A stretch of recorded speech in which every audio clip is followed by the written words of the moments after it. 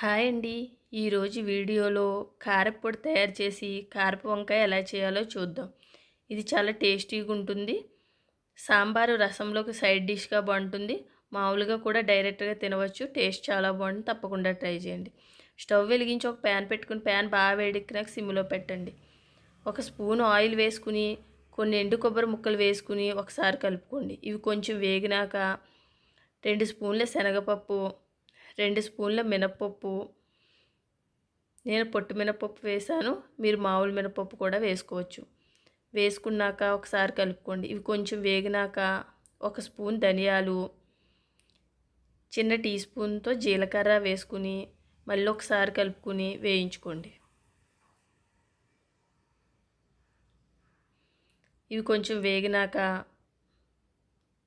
కొన్ని పల్లీలు కూడా వేసుకుని ఒకసారి కలుపుకోండి. నేను ఒక 15 ఎండుమిర్చి వరకు సగంగా కట్ చేసి వేసుకుంటున్నాను. మీరు మీ కారాన్ని బట్టి వేసుకోవచ్చు. ఒకసారి కలుపుకుని వేగినాక కొద్దిగా కరివేపాకు కూడా వేయండి. ఇవన్నీ సిమ్లో పెట్టి బాగా వేయించుకోండి.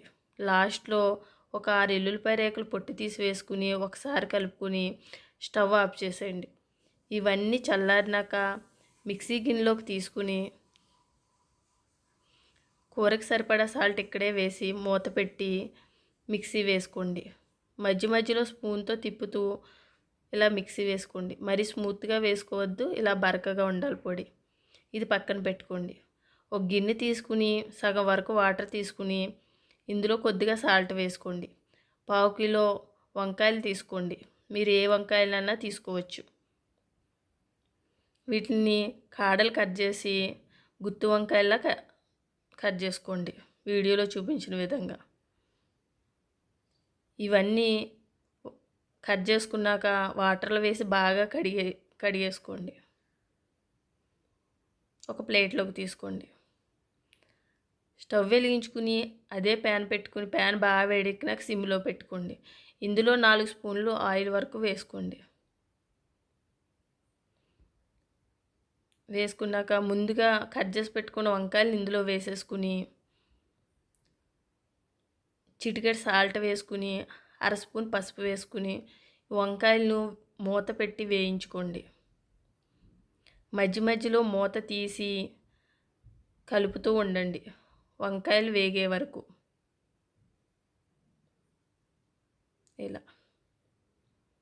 ఈ విధంగా బాగా వేగినాక ఇలా నొక్కి చూస్తే తెలుస్తుంది ఉడికినాయో లేవో. తర్వాత వీటిని ఫ్రెష్ చేయండి కారపొడి లోపలికి వరకు వెళ్ళేలాగా. ఇప్పుడు ముందుగా రెడీ చేసుకున్న కారపొడిని దీని మీద చల్లుకోండి.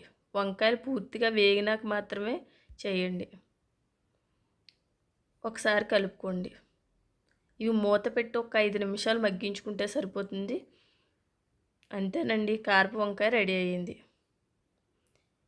ఈ వీడియో మీకు నచ్చినట్లయితే లైక్ తప్పకుండా చేయండి, సబ్స్క్రైబ్ చేసుకోండి, కామెంట్ చేయండి. Thank you for watching. Bye bye.